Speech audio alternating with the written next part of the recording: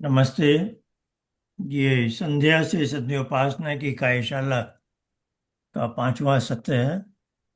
आप सबका इसमें स्वागत है।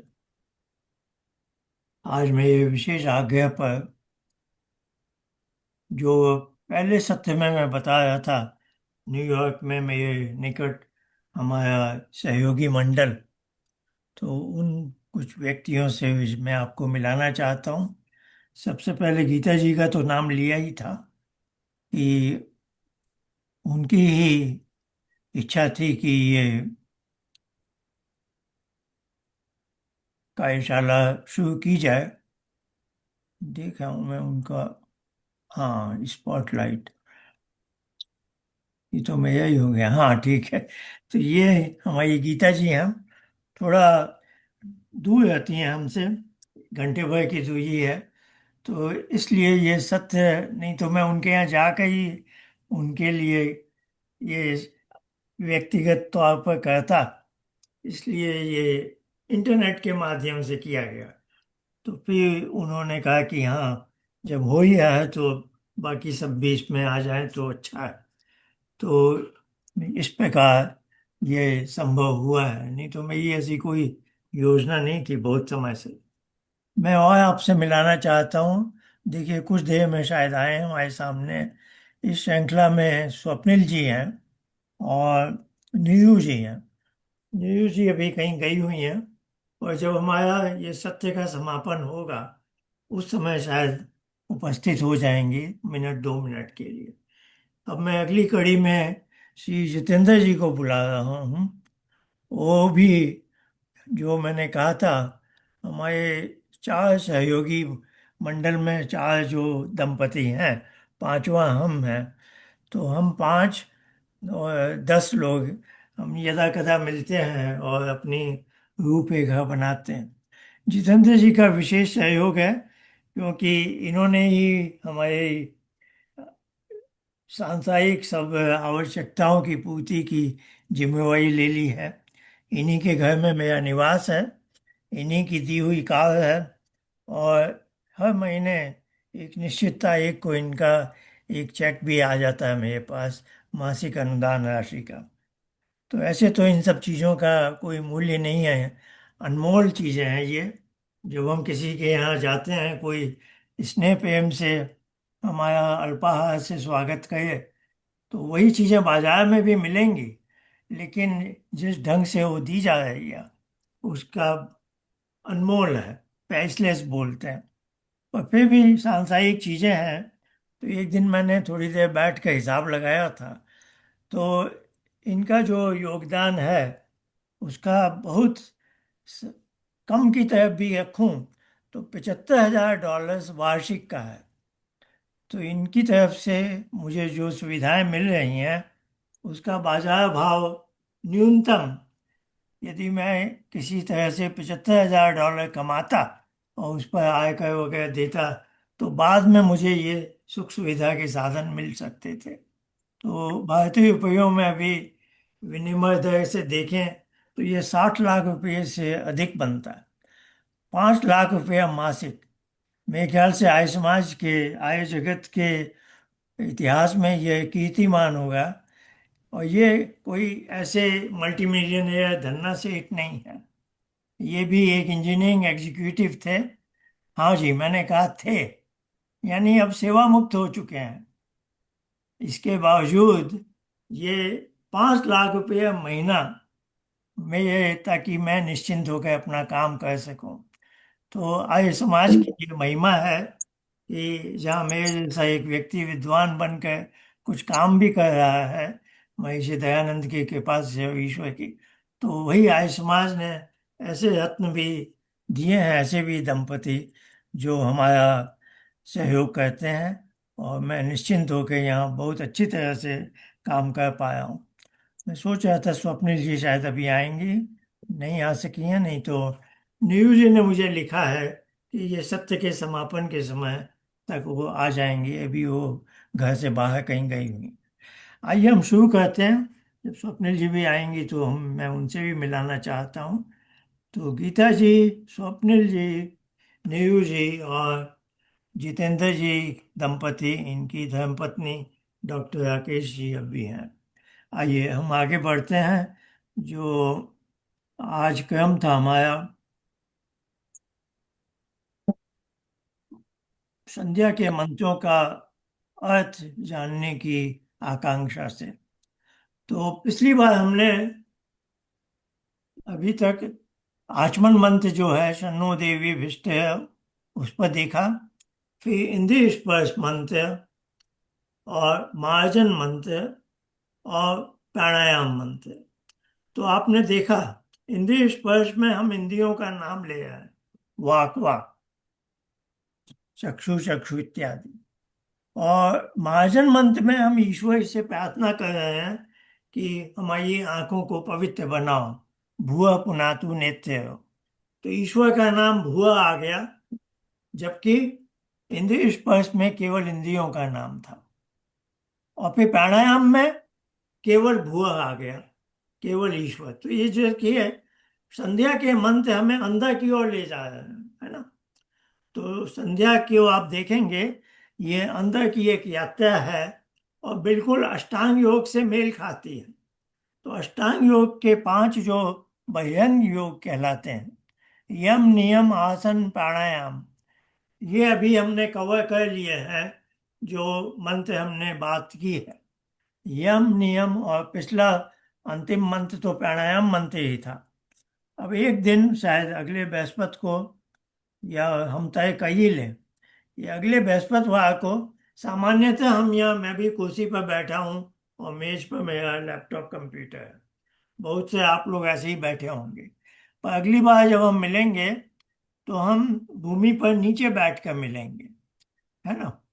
तो आपके पे ये याद रखिए कि बृहस्पतिवार परसों जब हम मिलेंगे तो नीचे बैठेंगे। तो जो सज्जन, जो कोई भी आलती पालती लगा के बैठ सकते हैं, घुटने मोड़े जा सकते हैं, कहीं जबरदस्ती नहीं करनी है।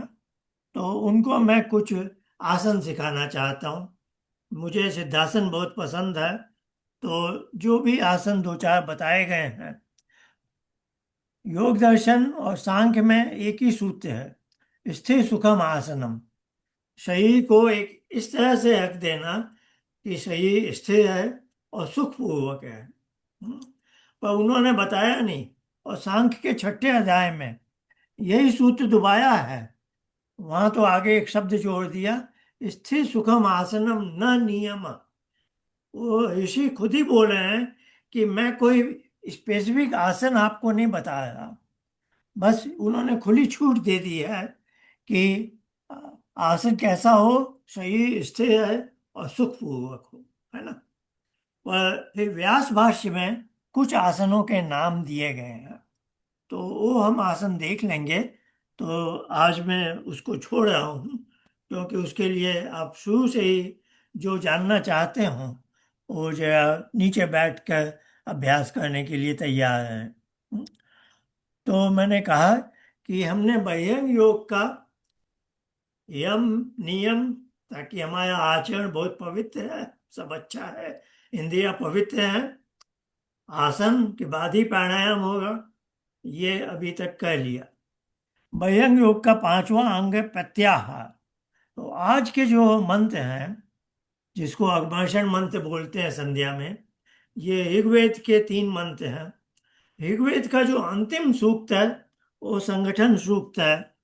संगत छद्म आदि जो 4 मंत्र बहुत प्रसिद्ध है, सबको मालूम है। ये उससे एक पहले वाला है, यानी ऋग्वेद का समापन हो रहा है, उसका है। ऋग्वेद को विज्ञान बोला गया है ऋग्वेद आदि भाष्य भूमिका में। यहाँ भी आर्य समाज के उपदेशकों से अब गलती हो रही है। महर्षि दयानंद ने 4 वेदों का क्रमशः प्रमुख विषय बताया है। ऋग्वेद का विज्ञान, यजुर्वेद का कर्म, सामवेद का उपासना, अथर्ववेद का ज्ञान बोला है। लेकिन बहुत सारे लोग अब इस विज्ञान शब्द को साइंस वाला विज्ञान समझने बैठे। ये विज्ञान टेक्निकल टर्म है जो सांख्य दर्शन में आता है। तो आप जानते हैं, मैंने सांख्य दर्शन का एक भाष्य भी लिखा है। वहाँ ये सब बातें बहुत विस्तार से लिखी गई हैं। तो अभी तो हम संक्षेप में हैं, ज़्यादा मैं जाना नहीं चाहता। पर यह बड़ी गलती हो रही है आजकल आर्य समाज के उपदेशकों से, कि मंच से वो बोल रहे हैं कि ऋग्वेद में ज्ञान है, अथर्ववेद में विज्ञान है। वो साइंस वाला विज्ञान समझ के उन्होंने अथर्ववेद को डाल दिया। तो ये आप गलती न समझें। विज्ञान क्या होता है? जो योगी को भी संप्रज्ञात समाधि में चित्त पर प्राप्त होता है, प्रज्ञा का आलोक, वो भी विज्ञान में है। तो क्योंकि ऋग्वेद में ज्यादातर आत्मा परमात्मा की बात है, जिसका हमें समाधि में ही पता चलता है, इसलिए ऋग्वेद का प्रमुख विषय विज्ञान है ना। तो ये छोटी सी बात मैंने कही, इसलिए कही कि ये तीन मंत्र ऋग्वेद के समापन पर हैं। तो जैसे ऋग्वेद का निचोड़ बताया जाएगा, तो प्रत्याहार क्या कहलाता है? प्रत्याहार, हम सांसारिक जगत में हैं, हमारी इंद्रियां जगत के सब सौंदर्य, सब चीजें देखती सुनती हैं, गंध लेती हैं और हमारे पास लाती हैं। इसको कहते हैं हरण करना, पास लाना। आहार, आहार तो भोजन को भी कहते हैं ना। हमें ग्रहण, हम जिसको ग्रहण करते हैं, तो ये इंद्रियां हमसे, हमें जगत की बहुत सी बातें हम हम उन्हें ग्रहण कर पाते हैं। प्रत्याहार, अब प्रति लगा दिया है, यानी अब इसका विलोम करना है। तो सामान्यतः क्या है, इंद्रियों से मुझे कुछ जानने को मिला, मैं ये आंखों ने देखा, फिर वो बुद्धि पटल पर चला गया। मैंने आपको सांख्य चित्त भी दिखाया था। तो बुद्धि पटल पर वो दृश्य आया और मैं हूं दृष्टा, मैंने देख लिया। तो बुद्धि, और उसी को चित्त कहते हैं। बुद्धि और चित्त पर जब हम दुनियादारी में हैं, तो इंद्रियों की जो चीज, सब विषय लाए गए हैं, वो बुद्धि तक पहुंचते हैं। इसको कहते हैं आहार। अब प्रत्याहार क्या है? प्रत्याहार अब करना है हमें, क्योंकि अब हम अधिक अंदर जा रहे हैं। संध्या में हमारा उद्देश्य है अंदर जाना। तो अब हम इंद्रियों को कह रहे हैं, तुम अपने दरवाजे बंद कर दो। पांचों इंद्रियों को बोल रहे हैं कि आप अपने इंद्रियों के दरवाजे बंद कीजिए। अब क्या करोगे? अब हम उल्टा कहेंगे कि अब जो चित्त पर जो आएगा, अब इंद्रियों से कहें कि तुम ऐसा समझ लो कि तुम ही उसी को लाए हो। आप समझ गए? तो आहार में क्या है, इंद्रियां जो ज्ञान लाती हैं, वो हमारी बुद्धि तक आता है। और प्रत्याहार में अब हम इंद्रियों को दूसरी ट्रेनिंग दे रहे हैं कि चित्त पर जो मैं कुछ लाऊंगा, अब धारणा में मैं कुछ लाऊंगा चित्त पर, तो अब मैं कह रहा हूं इंद्रियों से कि तुम उसी चीज को अपना मान लो। तो ये उल्टा क्रम चलने वाला है अभी, क्योंकि अब इंद्रियों के दरवाजे हम बंद करने वाले हैं, प्रत्याहार। और इसके बाद जो अगले मनसा परिक्रमा के मंत्र हैं, वो धारणा से मेल खाते हैं। तो इस समय मन हमारा संसार में बाहर जाता है। तो इन तीन मंत्रों का मैं अभी आपको आशय, विस्तार से तो हम नहीं जा सकेंगे, आशय समझाऊंगा, बताऊंगा कि मन को मैं कह रहा हूं, संसार में जहां भी तुम जाओगे, इस जगत में जितना भी कुछ है, वो सारा सौंदर्य असल में ईश्वर का है, क्योंकि ईश्वर ने ही बनाया है। यदि कोई चित्र आपको अच्छा लगता है, तो उस चित्र में चित्रकार की महिमा है। कोई संगीत अच्छा लग रहा है, तो गीतकार की महिमा है ना। कोई भी चीज जो अच्छी है, उसके बनाने वाले का ही वो वस्तु गुणगान करती है।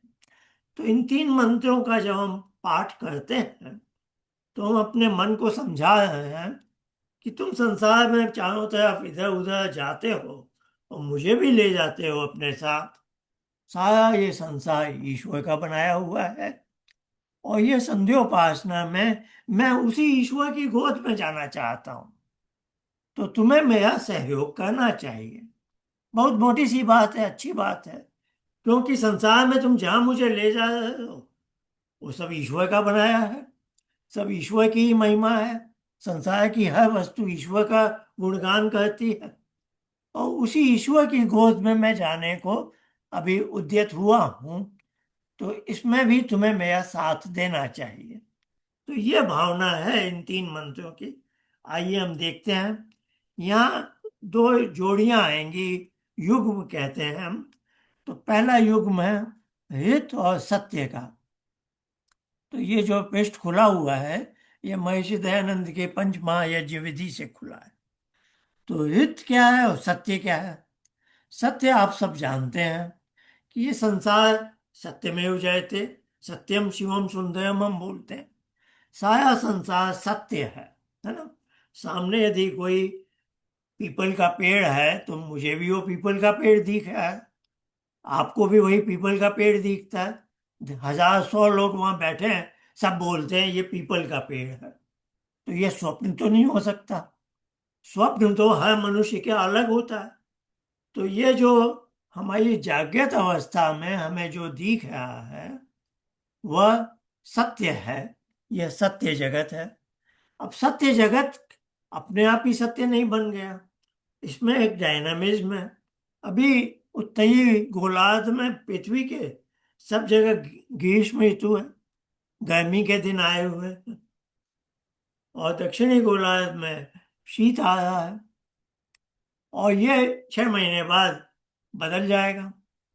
तो ये जो समय के साथ चीजें बदलती हैं, लेकिन अपने आप ऐसे ही नहीं बदल जाती, बदल के उलट पुलट नहीं हो रहा, बहुत नियमानुसार बदलती। ये एक के बाद जलवायु का परिवर्तन सब नियमों के अनुसार होता है। तो वो जो नियम है उनको कहते हैं हित। हित दिखाई नहीं देता, सत्य जगत दिखाई दे रहा है।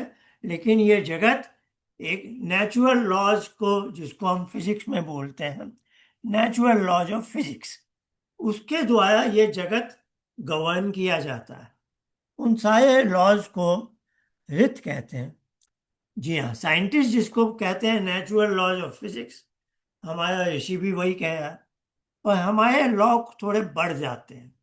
साइंस वाले सब लॉ हमारे भी हैं, weak nuclear forces, strong nuclear forces, gravitational force, magnetic force, ये हम सब को स्कूल कॉलेज में पढ़ाया जाता है। और इसके अलावा वैदिक ऋषि का क्या कहना?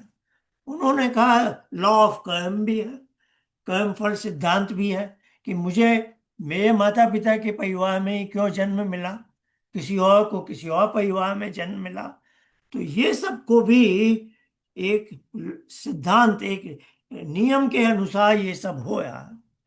तो हित में जो मैटर को चलाने वाले लॉज ऑफ फिजिक्स है वो तो है ही, हम जीवात्माओं को भी जो गवर्न करते हैं वो लॉ भी है ना। तो हित दिखाई नहीं देता, लेकिन सत्य जगत दिखाई दे रहा। अब ये जगत बनता कैसे है? हम जानते हैं कुम्हार भी मिट्टी का घड़ा कैसे बनाएगा, क्योंकि उसको पास ज्ञान है, वो जानता है, उसकी बुद्धि पर एक पूरा खाका है कि मिट्टी लानी है इस प्रकार की, उसमें पानी डालना है, उसकी लुगदी बनानी है ऐसे ऐसे। एक बड़े भी कुर्सी बनाता है, उसकी बुद्धि में पूरा खाका बना हुआ है, उसको ज्ञान है। और खाली ज्ञान से चीज नहीं बनती, उसको कर्म भी करना पड़ता है। कुम्हार भी हाथ पांव हिलाता है, मेहनत करता है, तब जाकर मिट्टी का घड़ा बनता है। तो ज्ञान और कर्म, इन दो चीजों से चीजें बनती हैं। और ईश्वर का ज्ञान भी अलग अलग है।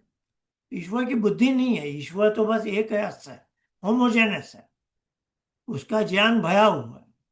और उसका वो सब जगह है, तो उसको हाथ पांव भी नहीं चाहिए, वो तो अपनी इच्छा से ही कर्म कर बैठता है। तो उसके लिए जो दो विशेष शब्द हैं वो यहाँ है, इद्ध और तपस। तो यह जो जगत है वो सत्य होने के कारण दिख रहा है, लेकिन उनकी नींव में क्या है? प्रिंसिपल्स हैं, कुछ लॉ हैं। और ये लॉ का, लॉ मेकर कौन है, बनाने वाला? ये है ईश्वर, जिसके पास सारा ज्ञान है, वह है इद्ध। और उसके पास सामर्थ्य है, वह प्रकृति से जो चाहे वो काम करवा लेता है, उसको कहते हैं तपस। अध्य जायत, अधि हमेशा अधिकार, है ना। वो अध्यक्ष है, उसको किसी की सहायता नहीं चाहिए। जायत यानी जन्म देता है। बहुत सीधी सादी भाषा है वेद की। हित और सत्य जो भी हमें यहाँ अभी है, बहुत अच्छी तरह से व्यवस्था से बनाया गया। अभिकल्प बोलते हैं ना। अभी उपसर्ग लगता है जब किसी ने बहुत अच्छी तरह डिजाइन बना के कुछ बनाया हो। और उसने कैसे बनाया? अपने युद्ध से और तपस से अजायत उसने इस जगत को जन्म दिया। ये जगत हमें दिख रहा है, पर इस जगत के बाद की भी वो कहानी कुछ है। तो वो अगले पद में बताई गई है। ततो रात्य अजायत। ये जगत एक दिन प्रलय में चला जाएगा, फिर क्या होगी? गहरी रात हो जाएगी।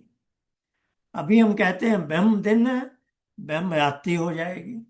एकदम सुषुप्त, जैसे हम सो जाते हैं वैसे ही ये पूरा मटेरियल वर्ल्ड प्रकृति भी सो जाएगी। किस तरह से सोएगी? तथा समुद्रो अर्णव। एक समुद्र बन जाएगा जिसको सलीलम बोलते हैं। अर्णव भी उस समुद्र को कहते। होमोजेनस, एक है। सत्व तजस, सांख्य में आया है। सत्व रजस तमस साम्यावस्था प्रकृति।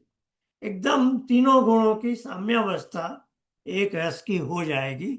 उसका नाम उन्होंने दिया अर्णव। अब वहां से सृष्टि कैसे बनती है? अब सबसे पहले आप जानते हैं देश और काल बनते हैं, स्पेस और टाइम। बोलने में हम देश और काल है, पर बनने का क्रम कुछ अलग है। वो अब बताया गया है अगले दो मंत्रों में, है ना। तो इसको समझते हैं।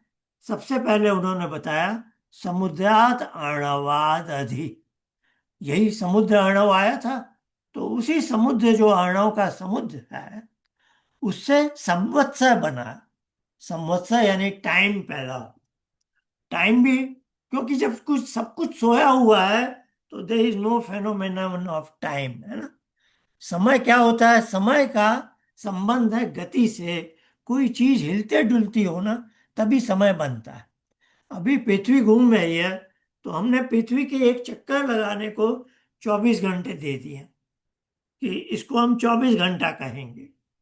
तो पृथ्वी यदि घूमती नहीं तो हम कैसे उसको समय बताते? तो सारा समय का खेल गति से जुड़ा हुआ है।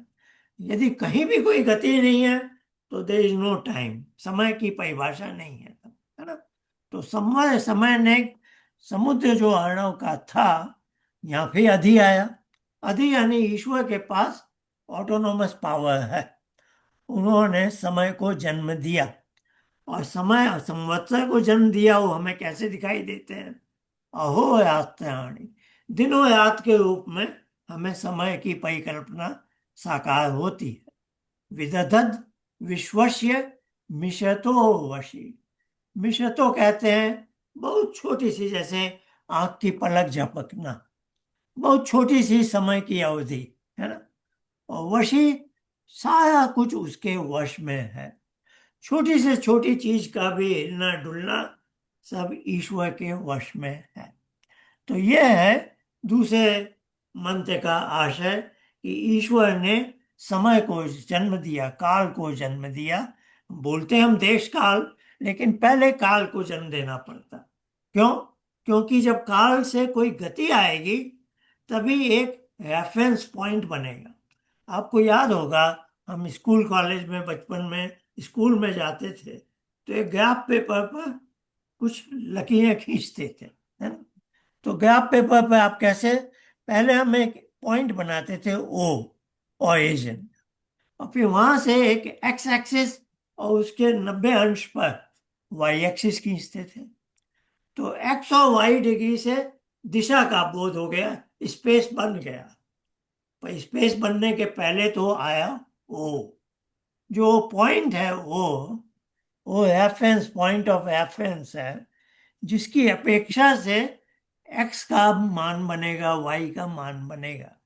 कोई पॉइंट है एक्स कॉमा वाई 3,2, तो उस ओरिजिन ओ से हम एक्स की एक्सिस पर 3 इकाई जाएंगे, फिर वाई की एक्सिस पर 2 इकाई जाएंगे। सबसे पहले रेफरेंस पॉइंट चाहिए होता है।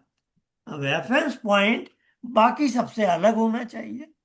बाकी सबसे अलग कैसे होगा? उसको अलग किया जाएगा, वहां कुछ अलग करने की एक गति दी जाएगी। तो आप समझ गए ना। पॉइंट ऑफ रेफरेंस तभी पैदा होगा जब वो एक पूरा जो अर्णव है, अर्णव में तो सब एक जैसे हैं, और एक छोटे से कण को एक विशेष तरह से गति देकर अलग बनाया जहां झंडा गाड़ा गया है। तो जहां झंडा गाड़ते हैं वो पॉइंट ऑफ रेफरेंस होता है, और वो तभी गाड़ा जा सकता है जब पॉइंट ऑफ रेफरेंस बाकी पूरे समुद्र से अलग हो। अलग कैसे होगा? उसमें कुछ गति देकर उसके अंदर कुछ परिवर्तन किए जाएंगे।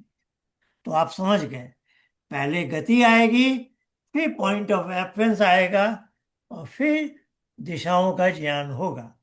इसलिए दूसरा मंत्र काल को समर्पित था। अब वो कह रहे हैं स्पेस में, सूर्या चंद्रमसो धाता यथा पूर्वम कल्पय। सूर्य और चंद्र को अब उन्होंने बनाया। बनाया ही नहीं, धाता धारण भी किए हुए हैं। बना के छोड़ के चले नहीं गए। कुम्हार तो घड़ा बनाता है, फिर वो अपने घर चला जाता है, घड़ा आपके घर में है। और ईश्वर की बनाई चीज ऐसी नहीं होती। ईश्वर बनाने के बाद भी उनको धारण किया जाता है, ताकि हित और सत्य का खेल नियमानुसार चलता है। फिर क्यों कहा यथा पूर्वम अकल्पया? यथा पूर्व यानी पहले भी ऐसे ही बनाया था। तो ये सृष्टि का जो चक्र है, जैसे हमारे दैनिक जीवन में दिन और रात का चक्र है, वैसे ही ये ब्रह्म दिन और ब्रह्म रात्रि का चक्र है। तो ब्रह्म दिन की आयु क्या है? 4 अरब 32 करोड़ वर्ष। अथर्ववेद के एक मंत्र में आता है 4.32 बिलियन ईयर्स, है ना। अब हम उसमें ज्यादा नहीं जाएंगे। फिर 1,000 चतुर्युगी है। एक चतुर्युगी 4.32 मिलियन ईयर्स की है, 43,20,000। फिर इसमें कलियुग, पहले सतयुग है, फिर त्रेता, फिर द्वापर, फिर कलियुग। कलियुग है 4,32,000 का, और ऐसे उसका दुगना तिगुना चौगुना। तो अभी हम इन सब बातों में नहीं जा रहे।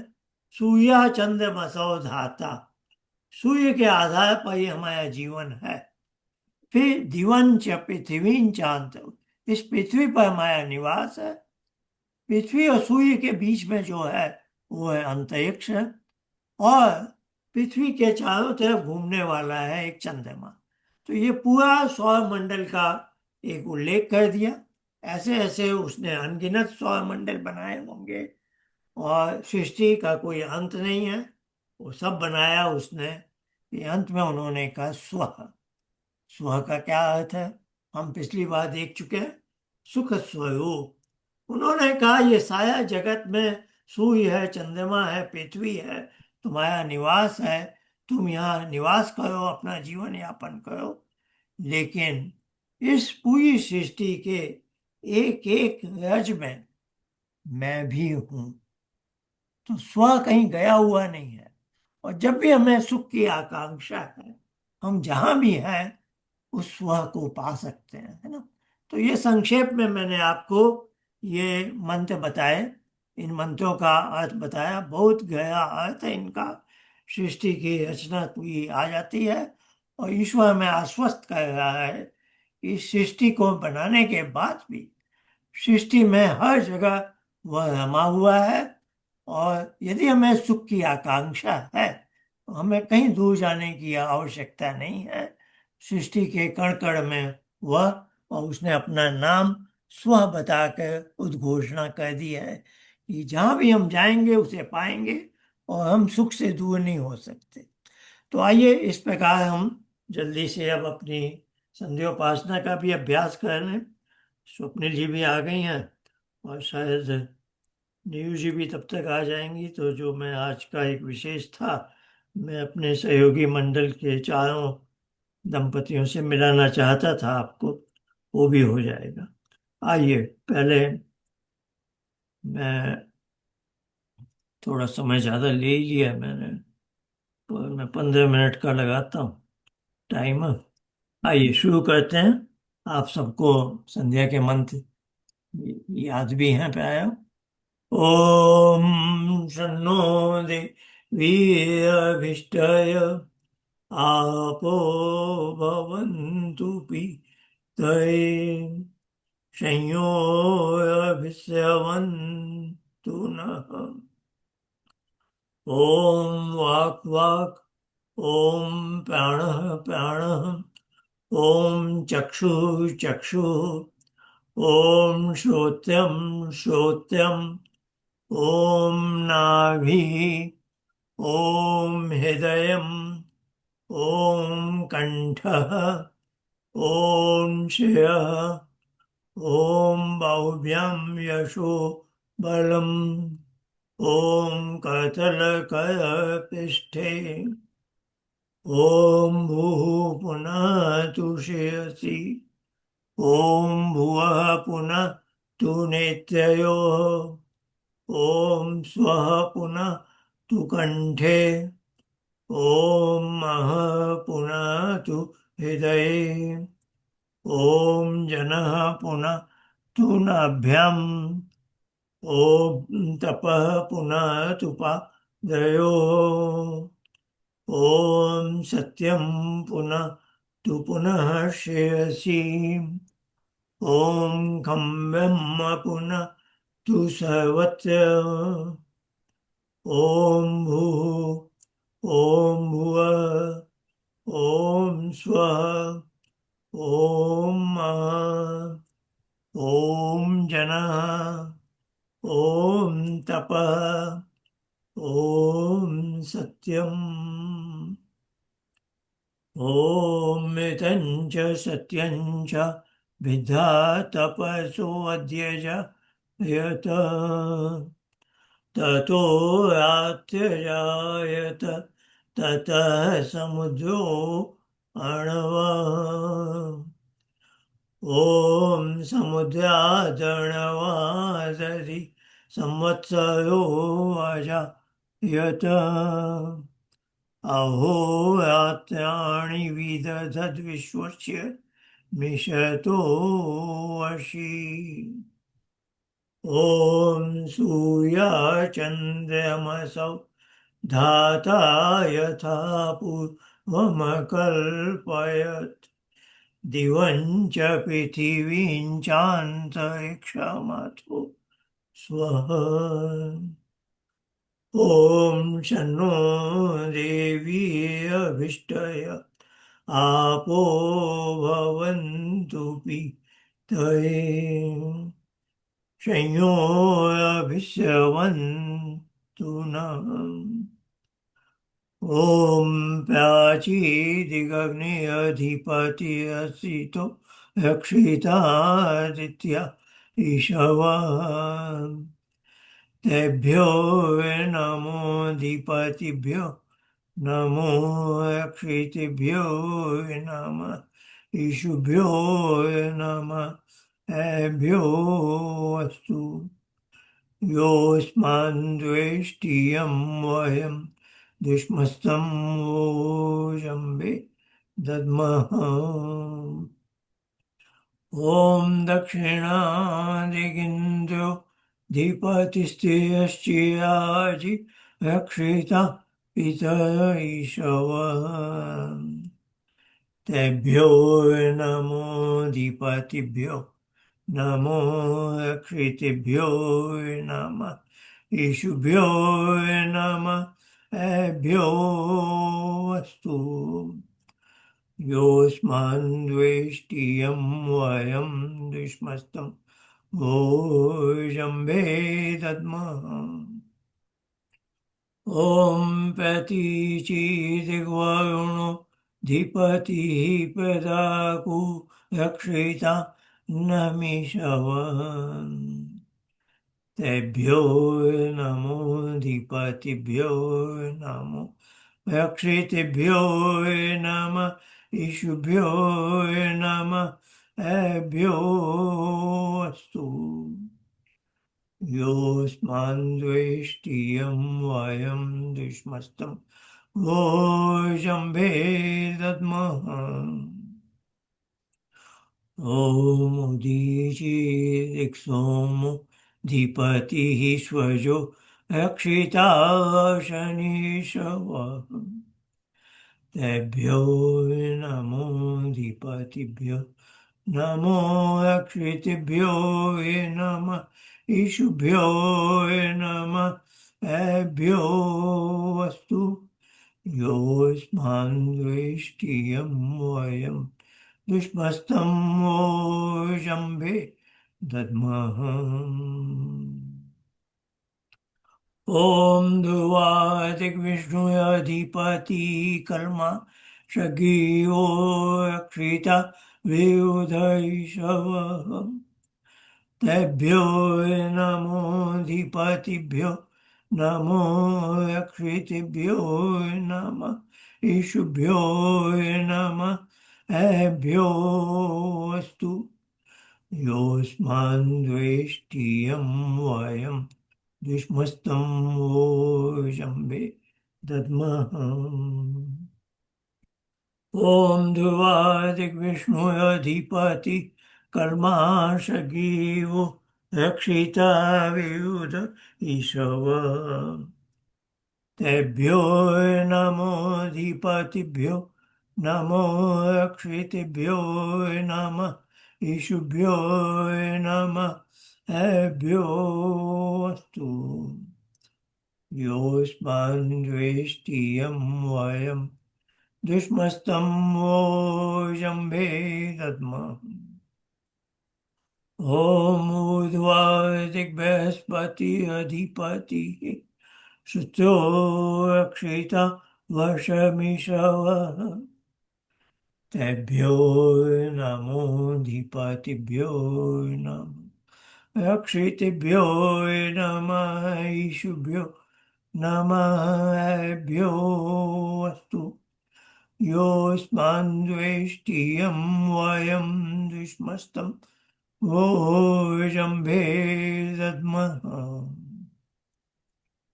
ॐ द्वयं तमसस्मै स्वः पश्यन्त उत्तरम्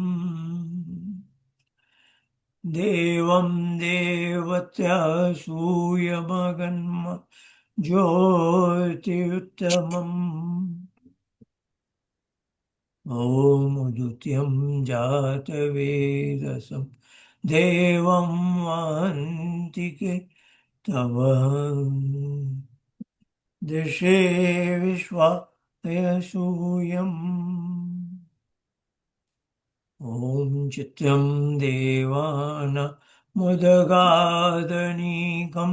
चक्षुरमित्यस्य वरुणस्य आप्याद्या वा पृथिवी अन्तरिक्षं सूय आत्मा जगतस्तुषश्च स्वाहा ॐ तच्चक्षुर्देवहितं पुरस्तात् शुक्रमुच्चरत् पश्येम शरदशतं जीवेम शरदशतं शृणुयाम शरदशतं प्रब्रवाम शरदशतमदीन श्याम शरदशतं भूयश्च शरदशता ॐ भूर्भुवः स्वः तत्सवितुर्वरेण्यं भर्गो देवस्य धीमहि धियो यो नः प्रचोदयात् ॐ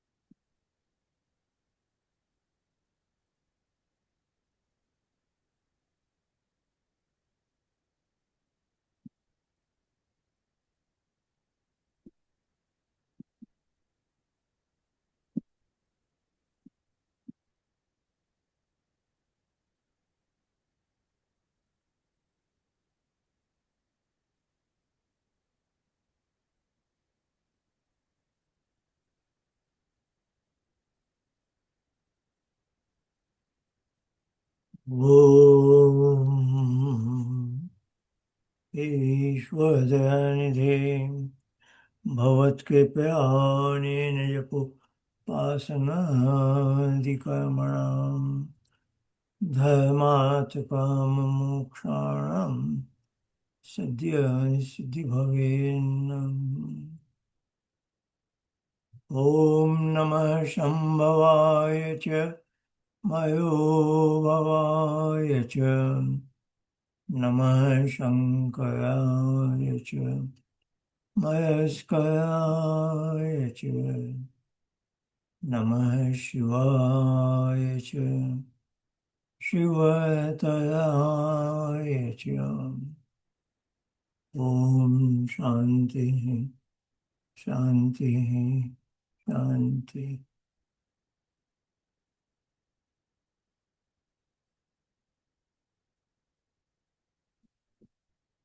हाँ, नेहरू जी आ गई हैं, पहले उनसे मिला देता हूँ। वो एक जगह से दूसरी जगह जा रही हैं, और बीच में कहा रोक कर हमारे लिए। तो उस गीता जी के क्रम में मैं आपको नेहरू जी से मिलाना चाहता था। हमारे सहयोगी मंडल में विशेष स्थान रखती हैं। बहुत धन्यवाद आपको, आपने थोड़ा समय निकाला। नमस्ते आचार्य जी, नमस्ते सबको। बहुत अच्छा लगा। आप बहुत अभी व्यस्त हैं, कहीं से कहीं जा रहे थे, तो मेरे सामने शायद स्वप्निल जी भी हैं अभी। हम्म, हम्म, ये आचार्य जी देव्स आईफोन मेरा ख्याल है हाँ उनका है।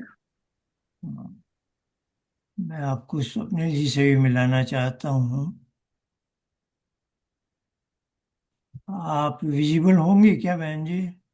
स्वप्निल जी।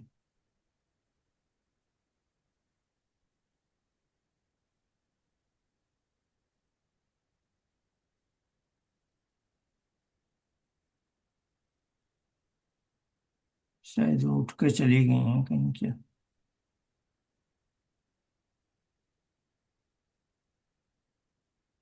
हम्म, स्वप्निल जी शायद अपने स्थान पर नहीं है।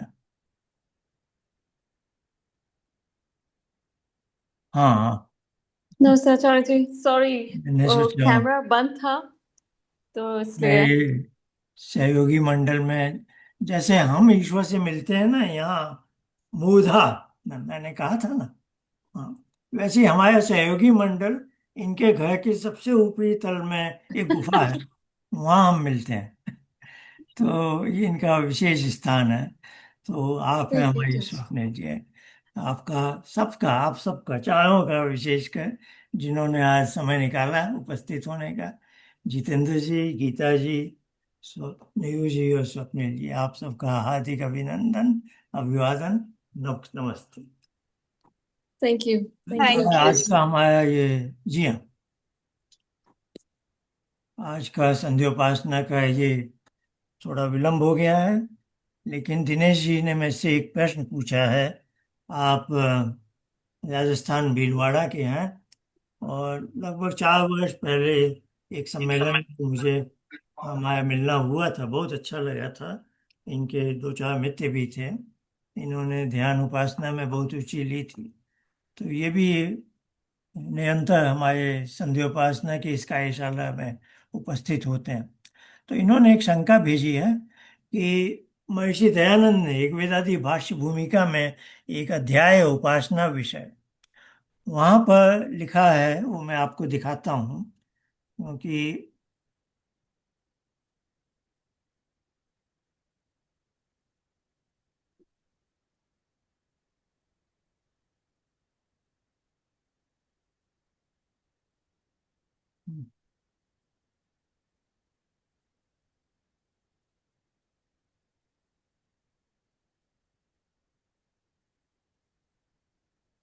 ये एक वेदांती भाष्य भूमिका का वह प्रकरण है, जहाँ आप देखेंगे देश बंधस चित्तस्य धारणा 48वें क्रमांक पर। और उसके बाद ये तो पतंजलि का एक योग सूत्र है धारणा का। जो तीसरे अध्याय का पहला सूत्र है योग दर्शन में। और उसके बाद ये महर्षि व्यास का भाष्य है। तो यहाँ लिखा है नाभि चक्के हृदय पुंडरीके मूर्धनि ज्योतिषी। तो इसका हिंदी अनुवाद महर्षि दयानंद ने लिखा है। 48वें पर हम देखेंगे, जब उपासना योग के पूर्वोक्त पांचों अंग, जो बह्यंग योग हम बोलते हैं ना, यम नियम आसन प्राणायाम प्रत्याहार, वो सिद्ध हो जाते हैं, तब धारणा भी यथावत प्राप्त होती है। धारणा उसको कहते हैं कि मन को चंचलता से हटाकर नाभि, हृदय, मस्तिष्क, नासिका और जीभ के अग्रभाग आदि देशों में स्थिर करके वहां पर फोकस करना। तो इनकी बात सही है कि व्यास भाष्य में ये विकल्प दिए हैं। और हमने शुरू से पहले दिन से ही हमने मस्तक का कहा है कि आप यहाँ फोकस कीजिए और ध्यान कीजिए। तो उनकी बात सही है कि हाँ विकल्प है ना। कई स्थानों के नाम हैं, बल्कि बाहर के भी। कभी हम किसी अग्निशिखा की भी को भी फोकस कर सकते हैं, और तब आंखें खुली होंगी तो वो बहुत अच्छा नहीं माना जाता है। लेकिन ऐसे ऐसे भी बहुतों ने अपने मंतव्य रखे हैं। तो बात सही है कि यहाँ विकल्प है, पर हमने एक रूपता लाने के लिए, सबको एक समान रखने के लिए मस्तक का कहा है। और इसका एक संबंध ये भी है कि यही मूर्धा में ही मेरा निवास भी है। और हाँ, केवल यही एक स्थान नहीं है, ये भी बात है कही जा सकती है। सत्यार्थ प्रकाश में भी उन्होंने, तब वहां पर तो उन्होंने छाती में, वक्ष में हृदय पुंडरीक जो कहता है, जो अभी हमने संस्कृत में देखा, उसका उल्लेख किया है। तो आपको यदि कोई और दूसरा स्थान की आपकी आदत है या आपको अनुकूल लगता है, तो आप सब उसके लिए स्वतंत्र हैं। पर एक रूपता लाने के लिए मैंने मस्तक का ही उल्लेख किया। तो आइए, आज थोड़ा हम समय से अधिक आगे निकल गए हैं। और अगली बार मैंने आपसे कह ही दिया है कि मैं आसन भी कराऊंगा, और शायद वो अब मैं मंगलवार कराऊंगा अगले, क्योंकि अगली बार मंत्रों में हम मनसा परिक्रमा को देखेंगे, जो 6 मंत्र हैं। तो वो थोड़ा लंबा पड़ जाएगा प्रकरण। तो मैं आसन को शायद अगले सप्ताह मंगलवार को आप लोग जो है नीचे बैठने का एक उपक्रम करने का ध्यान रखें। तो इस प्रकार हमारा ये कार्यशाला आगे चलती रहेगी। आप सबका बहुत धन्यवाद, और अब हम अगले सप्ताह मिलेंगे। नमस्ते। Thank you, Acharya ji.